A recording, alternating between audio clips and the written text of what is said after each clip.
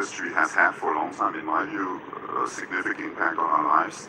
But if you look what happened since 2017 when we established this, I think, needless to say, technology is playing an even more important today. I mean, I think geopolitics is very much about technology today. But I would also say, again, representing, I guess, the dark side now, representing a US cybersecurity company. It was more fun representing a US company 2 years ago than it is today, but don't tell anybody. But I think today, technology is politics, technology is politics, so everything we do is about this. And what I would say is that the work that you guys are doing, I would say, is more important than ever before. Thank you very much. Professor Sonia, I'll move on to you. When you're coming to this as an anthropologist, right? So when we say responsible technology, responsible according to what values, or to whose values even? Yeah, thank you for having me. Thanks for the question. It's a good and a difficult one. I think we have to really think carefully about the cultural values we want to embed into the systems and how to preserve the values of nations. And we'll probably be talking about the risks that come with monoculture and the kind of values that are currently embedded in models that are coming out of Silicon Valley. Very often we call them weird, like Western, educated, industrialized, democratic, and rich countries. This is not my term, this is Joe Hendrick at Harvard, another anthropologist who has coined a term that have a priority or dominating the conversation when it comes to values. So responsibility probably means that the governments have a responsibility to ensure that the values of their citizens are preserved and protected. Thank you very much. I'll move on to Professor Conrad. I mean, you're a household name in tech diplomacy and digital diplomacy. It's very difficult to read about the topic without coming across some of your research papers. So thank you very much for that. You are a professor at the University of Oxford. My question to you is, you teach about sovereignty in the digital age and the fact that it's not about independence. It is the capacity to choose your dependencies. So for the diplomats and the policymakers that are in the room here, what does that mean? What should they do differently already next week? Well, thank you very much, Simon, and thank you very much for having me. And to answer the question, let me build on this last point from Kasper about tech and geopolitics connection. Because in the bigger picture, and this is why I think we are here, not only us, but also those watching us, is because there is a power shift. And this power shift, we feel it, it's strong, it's moving fast. This power shift operates at two axes. One is the horizontal one.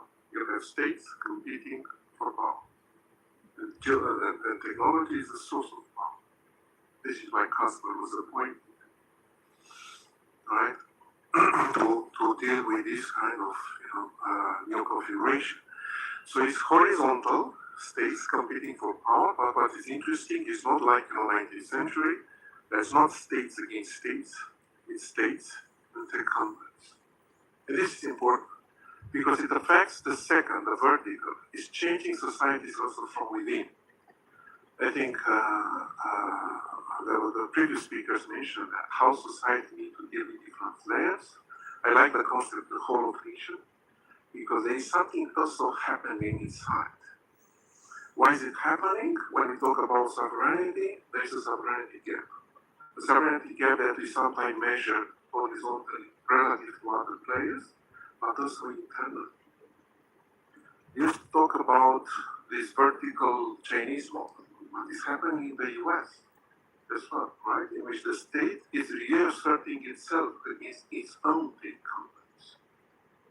Taking the example of Freeman and so on. Where does it take us? The last point that you mentioned. I think we have to understand this power shift, how it operates, and where you win and where you lose that capacity to take decisions. I mentioned, I introduced this idea of the digital stack, the diplomatic stack, is that there are different layers in which you win, and you need to map this dependency. You start from below, critical raw materials, we have a situation nowadays, partly because of that. We have the question of talent, this is the lower level. You move up, fabrication, you move up, the grid, the electric grid, the satellites, everything that allows you to run things. You move up, AI models, you move up, standards and governance. So you have to be very clear when you map yourself, how do you stand? Because these are the layers in which you win or lose. Thank you very much. And I'll move on to Professor Rachel Adams. And I know we talk about infrastructure a lot when we talk about technology, and it happens to be there are some problems with the trains. So you're going to be leaving us in about 15 minutes to actually be able to reach London for your next travel. So let me try to get as much as possible from you for this little time that you'll be joining this panel. So you do measure responsible AI across, what is it now, 138 countries. And when you look at the data, what actually separates the countries that are making real progress from those that are just producing paper commitments? Well, thank you so much, Simon, and good morning, everybody. I want to start by kind of reflecting on the evolution of tech diplomacy, because it's kind of arrived at us today as if it's a fairly new thing, and then we hear about, Casper's own heritage in this area. A number of years ago, when it started being something that was spoken about, it was very much an idea that was about understanding how major tech companies were impacting on particularly political stability of countries with social media, and the need for countries individually to have relationships with these companies that were going to or could be significantly impacting what might be happening within a country.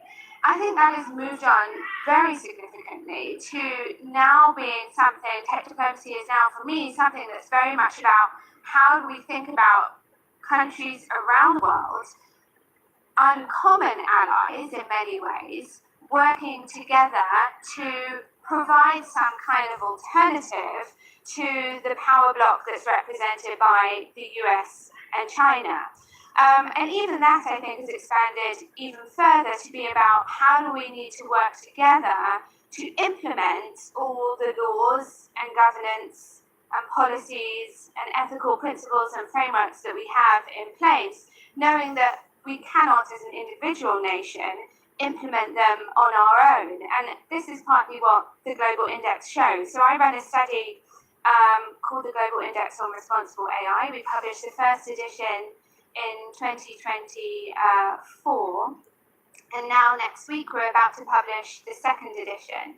And it surveys what 138 countries are doing around the world in really comprehensive ways. We have a kind of global team of around 200 researchers that spend months and months and months in country assessing exactly what their governments are doing. And one of the very interesting things that we assess is not just whether a country has a law or a policy or some kind of framework that addresses an area of responsible AI. Responsible AI is a kind of broad term, and we measure everything from kind of public procurement standards to government misuse of AI, to children's rights, to environmental sustainability. But we also measure how far those laws and policies are being implemented. Now, I can't give too much away because everything is under embargo until next week on the 8th of July, so please do follow this because there's some very, very interesting findings, and of course all the country rankings that everyone is always so interested in. But one of the major findings is that almost 50%, actually over 50% of all the laws and policies and frameworks we have in place around the world to address an aspect of responsible AI are not being implemented. And we measured and assessed all sorts of evidence around different kinds of implementation activities that a government might be doing, from establishing advisory committees to hosting events to delineating budget lines for implementation activities. So we have to look at why is there such significant implementation gaps? Is it because responsible AI is merely rhetoric and there are countries that are trying to align with international agendas that they're not able to fulfill? I think that's part of it. I think we're also facing countries that are struggling to invest in AI infrastructure, which not just means kind of data and compute, but also kind of skilling and talent. And none of this are cheap activities. They require trade-offs with other budget areas. And we're in a time when international development assistance is dwindling and global south countries are really kind of struggling to find the budget they need to fulfill on these things. So all of this is to say that international cooperation in these areas is going to be fundamentally important. Perfect. So we look forward to the new index. But let's zoom in on the previous edition, just while you're still here with us. And you mentioned about 50% of implementation gap. There's a lot of AI laws that are being produced. Not all of them are being implemented. So when we are in a room like this, and we're talking about international cooperation, I mean, producing a lot of laws and additional regulation is easy and maybe cheap to a certain degree, but implementation is rare. So what can we expect from international cooperation and from conversations like this to actually, focus on the right things to fund and build? Yeah, exactly. And then we're in a new era, right? Where, first of all, international cooperation in AI was about establishing those shared principles and standards. I think there's probably a lot more work that we have to do there. And what happened with Anthropic and the US government 2 weeks ago really shows the fault lines in the fact that we don't have global governance on these issues or any kind of global cooperation, as one country is able to unilaterally block access to a vital technology. I think the other thing we need to bear in mind is that if we look at all the kind of laws and frameworks and policies in place, and we found hundreds and hundreds of them, there's very little convergence. There's convergence around safety on a technical side, not in terms of the kind of social aspects of safety. There's some convergence, of course, around privacy, and there's some convergence around transparency, but that is not a shared floor for having a set of shared commitments. So I think, unfortunately, there's still more work to be done in terms of establishing the governance standards we need globally, and then, of course, implementation, and really importantly, enforcement. And we have very little enforcement capacity at an international level, which makes a lot of this a real challenge. Thank you very much for that. Professor Canal, I'll move on to you. You usually mention a couple of specific examples. You have India's UPI, you talk about Brazil's PIX as examples of bottom-up sovereignty, and public digital rails that have flipped a dependency in some way. So are public digital infrastructures the most realistic equity play for the global south, or are we romanticizing a few success stories? The answer is both yes and no, and I like to build on what it was mentioned before. Because we are talking about one-way emis. So one-way emis regulation. Okay, so we have regulation responsible AI or responsible technology, and then what happens with it? Well, we have to implement. There is a second implementation. Well, what I'm saying, and this is a paper that I'm working on review, is the third layer. Also, besides implementation, you need also enforcement to call it. I call it verification. It's becoming increasingly difficult to verify that the things you regulate and you implement are doing the job that you try to do. The example that I have is, for instance, on quantum technology, brilliant thing. We have this post-quantum transition right now. New algorithms that are being built, and guess what? One of the finalists for this kind of algorithm was discovered to be faulty, not by a governmental institution, by a team of researchers, totally outside the field.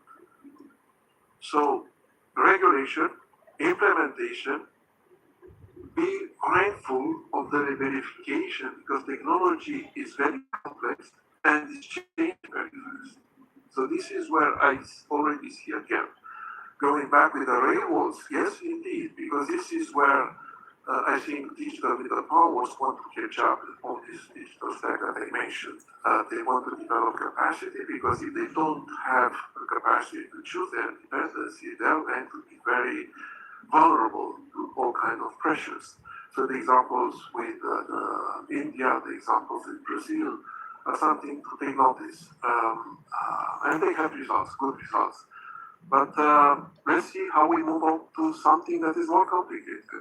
AI, how is going to build on that? What kind of AI models? 90% of the models that we have now, even more US and China. 90%. and not mentioning, when we go to the next technology with this quantum and whatever comes. But wanted to highlight this regulation. Everybody's paying attention to this. Very good. Implementation, because you want the thing that you regulated to go down and take roots. Pay attention to verification, because in this kind of technology, things seems that we are not particularly able to verify that the things that we regulate are able to do the job that we need. Perfect. I'll move on to Professor Sonia. So when we look at some of the research that you've done, you've found out that the largest LLMs are carrying systematically Western-centric values. And you warned in some of the research about AI monoculture that are crowding our way of thinking when we look at this from a macro perspective. So is that some of the digital divide that we're talking about? And my follow-up question to that is, how do you fix this? Is it technically or politically? It's both. I think, just to maybe follow on your point as well, I think we should be really careful as countries to not so unquestionably adapt models into institutions and systems that have evolved historically over long periods of time. I think we are very quick to give up the human brilliance and hand it over to these models and then integrate them in state institutions like schools or hospitals, and create dependencies to these tech companies, which I think is a huge problem, and not just a power dependency, but a technical dependency, because if something goes wrong, the ticket goes to a different continent. Apart from the fact that we don't, as you already pointed out, not always understand how these models actually work. What we get is the outcome, and what we get is the output. And when I talk about this homogenization of outcomes, that is both political and technical, because we have models that are producing something that is a regression to a mean. We shouldn't forget the mechanics behind that it is mathematical models based on a specific mathematical idea, and it also is political and cultural in a sense that it is based on vast amounts of data for sure, but those are not representative of the 7,000 languages that people speak in the world, but maybe roughly 100. And in those languages embedded are perspectives and knowledge and ways of living. And if we don't have the representation of all of those cultures and maybe ideas embedded in language, we have on top of that models that are providing us with averages. I think there's a risk that the diversity of human thought gets eroded. Now we have also recursive learning, where models learn on top of their own outcomes, that I think makes this problem even worse. So what are solutions to this? I think we need better metrics. I think we need metrics that actually look at what matters, that look at early warning signs of a lack of diversity.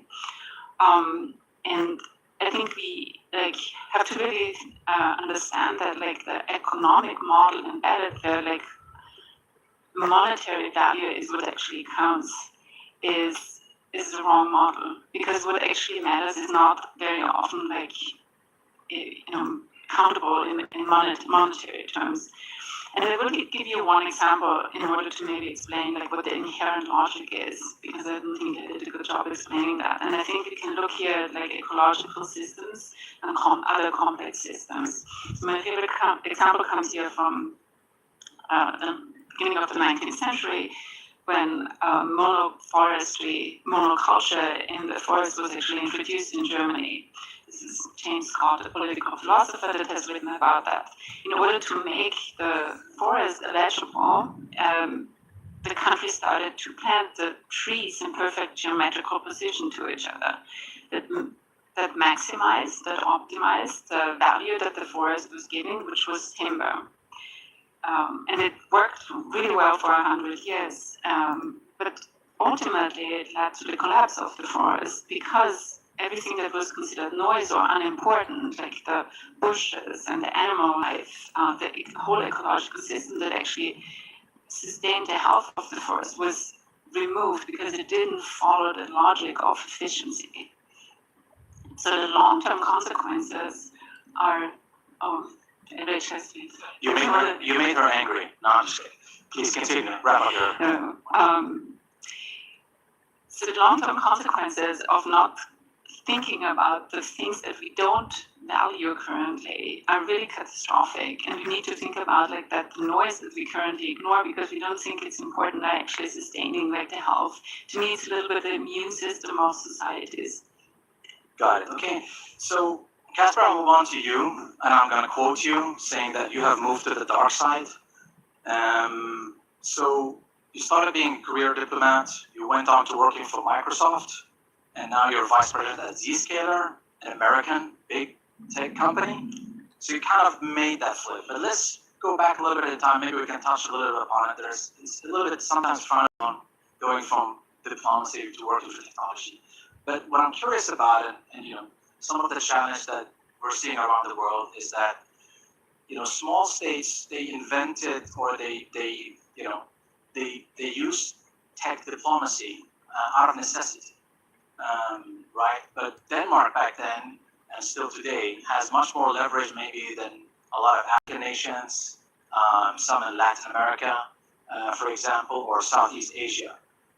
So what would be, from your experience, what leverage do these small or mid-income nations have with a trillion-dollar platform that you, in your previous role, went head-to-head against and now work for? Yeah, so listen, I think, without this becoming sort of a history lesson in diplomacy, I would say diplomacy has always been about putting people into outposts of change. I'm probably not saying it the right way when I'm sitting next to two professors, but, where's change coming from? How do you understand that better? How do you report back to your capitals so that you can prepare, make decisions, basically against the future? So I think, for me, it's not a question whether you're a big state or a small state. It's just about, are you interested in what kind of changes, transformations are coming your way very soon? Now, that said, being a small country, alliances and coalitions is everything. As you can hear from my accent, I'm Danish, and I think when you were very kind to mention Greenland before, to handle a situation like Greenland requires alliances and coalitions. Had Denmark not been in the European Union, it would have been a very difficult situation to handle. So it doesn't really matter whether you take diplomacy alone, you have to team up. And, in the audience is my good friend and an old wingman, Toby Feakin from Australia. We actually teamed up. Australia might be a little bit bigger country than Denmark, but we understood, both of us, that we needed a coalition of governments to be able to leverage some sort of exercise, some sort of influence on the bigger companies, and that's exactly what's happening. But if I may, Simon, just go back to the previous discussion, because I think, and I'm going to be super annoying here, and you'll be unhappy with me on the panel, but I think one of the casualties of the current situation, the current geopolitical situation, is that very little discussion is taking place around responsible AI. And I'll tell you what people are talking about. Let me ask the audience also to make sure that you not only look at your phones, but also look at the stage. How many of you discussed digital sovereignty 5 years ago? Would you raise your hand if you were sort of into digital sovereignty 5 years ago? So either people are sleeping, or you didn't hear the question, or how many of you are discussing digital sovereignty today? Yeah, thanks. I mean, I'm old, so I can't see anything, but I sense that more people raise their hands. Digital sovereignty is the discussion. And I would also say, regardless of whether you talk AI or cybersecurity or cloud computing, whatever you want to do, the main discussion today is about dependency. I mean, you said it before, and we're sitting here in Europe, so I'll use Europe as an example. People do not understand how dramatic a change in the psychology among European decision makers we've been through in the last 2 years. It is massive. The people that have been most sort of transatlantic focused, been most sort of anti, restrictions or protectionism, those are the policymakers today that are doing the most to say we need to reduce dependency on non-European technology. And therefore I would say on the regulatory discussions, yes, I also like responsible AI, I like responsible technology, but the main discussion today is how do you reduce dependencies on, let's be honest, primarily American or Chinese technology. And when you represent the technology industry, how do you put, in this case, Europe in the comfort zone? What do we need to do in terms of innovating our products? What do we need to do to basically control, continuity, choice to the customers, because if we don't do that, we're not going to be in business looking a little bit ahead. So what I would say is that geopolitical instability and fragmentation has been transformed, operationalized into a major debate around digital sovereignty, which is not new, but it is new in the sense that people are trying to codify this, also a new regulation. And I'll shut up in 2 seconds. But if you look at the tech sovereignty package presented by the European Commission a few weeks ago, does that talk a lot about responsible AI? It does not. It talks a lot about reducing dependencies, increasing sovereignty. That is the topic being discussed today. And I think it matters a whole lot whether you're a small country, a big country, a region, or whether you're a company. You need to understand the discussion to respond to it in a way. Otherwise, we're in for a troubled future. Thank you for that. So we're seeing challenges both on the infrastructure side, on the institution side. We're kind of at an inflection point right now, and I'll move on to you, Professor. So cheap connectivity is now arriving via satellites. It's giving access to the internet across the world. But it's kind of controlled by 1 or 2 companies. I mean, we can generally count them on one hand. Is that kind of access a gift to certain parts of the world that are disconnected right now from the grid, or is that a single point of dependency? Well, let me start by being a bit annoying as well, especially for customer. We already have one left. So one thing, because this touches on this concept that was mentioned of digital sovereignty, and I was all pro in favor of this concept until recently. I become more skeptical. I started believing in sovereignty. And why is that? Because sovereignty comes with this idea that you can control everything, that you can build your digital stack, that you can escape from dependency, that you can go North Korea style of poverty, that build everything from up down. This is not possible. This is an illusion. It's not available to many countries. You don't have the critical resources, the critical materials, because of geography. I don't know how much critical materials are in Denmark, but you probably have some. Not a lot. Greenland. So there is a problem with that. There is a problem with fabrication, semiconductors. 80% Taiwan. Building a semiconductor factory takes years, a lot of investment. They don't have capacity. Speaking about satellites, this is where you can do certain things.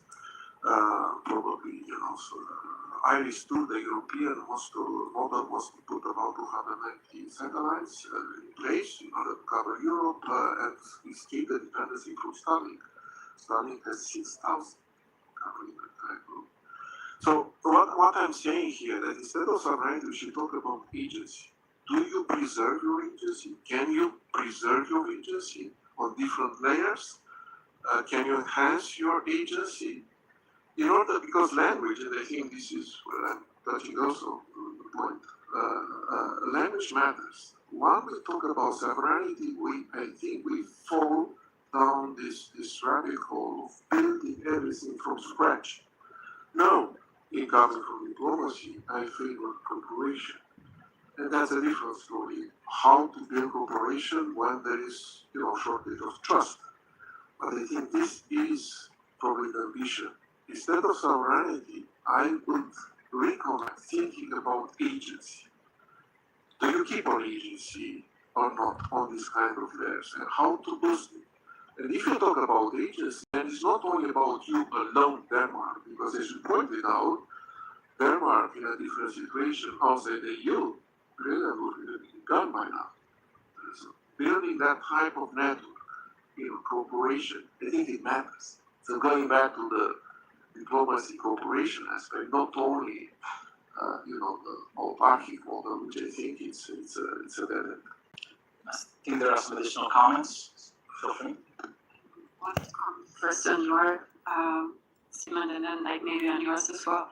I do think, I'm not sure I'm actually agreeing 100%, because I do think the EU, more about 70% maybe, but I think the EU has a lot of capabilities available. It has to deregulate some of its capital markets so that this is possible. That said, I think if we look at the example of OpenAI and Anthropic, so OpenAI was long dominated the market, and now Anthropic is a much, much smaller company that was built out of the rib of OpenAI, like is basically bypassing the company. And that is not just because they have a better model, but they also are selling their product as more responsible or as more ethical. I think the EU has a lot of cultural values that can be a competitive advantage. That could be something like Anthropic in comparison to OpenAI that we are not necessarily thinking about enough. So I think that saying we are more responsible and we are more ethical is actually a competitive advantage we are not taking advantage of, because most consumers and most citizens are really tired of the irresponsible and quite frankly unethical handling of a lot of natural resources and human resources. There's a lot of people, like researchers in the US, that would be happy to work for other institutions besides the big tech companies that they currently are working for, because they know that they're in bed with the devil. But that's where they are. But they are getting 800,000 to 1 million a year in salaries. So if Europe could make itself more attractive by attracting the capital, like removing some of the barriers that exist, I think, for investments, but also saying that there's a competitive advantage in that there's a cultural diversity here and quality of life here that would bring some of the talents back and then situate it here. Would be that back. I think Austria even suggested from Austria that Anthropic could have its office in Vienna. I'm not sure. That's my first comment. Yeah, no, listen, just a couple of comments, because it's always great when we disagree a little bit in the panel here. So I think the point on sovereignty, you discussed that terminology, I don't have strong views on that. But I do think that there is a historic opportunity right now to increase sovereignty or agency, doesn't really matter what we call it, in the sense that you can make demands in the tech industry that you could not make 3 or 4 years ago. And, I represent a US technology company, and I can tell you our customers are scrutinizing us in a way we haven't experienced before. Is that a bad thing? I don't think it's a bad thing. I'm a European as well. I think, Europeans want more control. They want, understand where the data is located, understand who drives value add on the data sets. Who doesn't want that? You could call it sovereignty, something that doesn't really matter. But there is a historic opportunity for demanding more control, more choices that you're not bound in, you're not bundled. And I think that's actually a good thing also from a competitive angle. And in terms of also building an ecosystem, in this case in Europe, but it could be in Africa, Latin America, Southeast Asia, so on. So I think we should not estimate how the sovereignty discussion is on steroids today in a way we haven't seen before. The other thing I would say is that I think there are sort of 3 events that has been absolutely essential, especially here in Europe when you look back. One of them was the International Criminal Court case in The Hague, and the chief prosecutors being locked out from technology systems. That was the first smoking gun that a lot of Europeans were looking for. How dependent are we on non-European technology, and what consequences if that technology is taken away? The other one, and you have to be careful, it was Greenland, because that will also generate significant concerns across Europe. And the third one is actually the Anthropic, Mythos, Fable, OpenAI case. I work for a cybersecurity company that very few people know and nobody's able to pronounce, but we actually work with almost half of the Fortune 500 companies in the world, and we run the biggest security account in the world. I can tell you that our customers were incredibly concerned when Anthropic came out. We were part of the Glassdoor, we are part of the Glassdoor project, so we did have that capability with our customers. But there was a feeling in Europe of complete dependency also with these new tools that are unbelievably effective in finding vulnerabilities in the organization. But what happened then? The US government decided with the export control to remove access to it, and then Europe freaked out a second time. So first they freaked out because of dependency, and then Europe freaked out because they didn't have access to those tools anymore. I think that is the situation that a lot of European decision makers are facing right now. We don't want to be dependent, but we know we are, and we don't have access, then it's even worse than it used to be. So what is the deduction for the tech industry, in my view? Well, I think we have to adapt and align. And as I said at the beginning, if you do not give sovereignty to your customers, it's going to be very difficult to do a business looking at. So I think we will hopefully see a massive change in in how the tech industry is approaching these things. And again, I speak from a European point of view. I think there's exactly the same discussion anywhere else. In fact, when we had the event yesterday, one of the points that I was trying to make is what I call European resilience gap, how that is widening these years because of political concerns. Customers are deciding to postpone upgrading legacy cybersecurity systems in a moment where we have unprecedented threats, which actually makes Europe less protected today than it used to. But then, there are a couple of, brilliant people from Africa saying, no, in Africa we don't even have that discussion. So again, I think the resilience gap is something we should really pay attention to, and it is incredibly well connected or closely connected with defense. I feel that I have to shut up now, otherwise I will never be invited back. Is that true? You will not be invited back now. I know. Okay. Congrats on the World Cup, by the way. You sweet that really well. Okay, good one. There's a third microphone. We can give it to Sonia, Professor, in the meantime. So let's speed it up a little bit. I want short answers this time. I'll start with Cornelio. And it's going to be the same question for the three of you. So let's go short round. So there's a lot of AI summits. There's another one coming up in Geneva. And they kind of changed the headlines from talking about sovereignty and safety to impact and opportunity. So is that surrender or is that maturity? What do we say? The way, sorry, it's a way to on the way to maturity, but with a caveat, very important caveat. So I agree here this time with Kasper. Yes, very Greece is important if you want to develop capacity. I have no problem with that. My concern is the following: is that Europe is not losing because it doesn't have the capacity, or it's because of the culture. So what I mean, the geopolitical culture. US is in the great power empire culture. China is the same. EU is not, for historical reasons. Once you make this leap, be careful. This is what I'm saying. Be careful. So maybe there is a third way, not to go the empire, great power mentality. You know that, there is a different type of game. So maybe you can develop capacity, but in a way which is responsible. And they keep a little bit of the values and the norms that have made Europe a good place. As an AI ethicist, you're always the party pooper. I have a hard time with words like impact and, these models, because I think it's not a disadvantage to actually slow things down and be more deliberate about these decisions instead of I teach a lot of students, they all want to have a piece of the cake, big AI cake. And I don't know that the hype is actually really ideal for countries because we do not necessarily have an improvement of life. And what I mean with that is that we are, as we were talking about before, we don't necessarily value what really matters.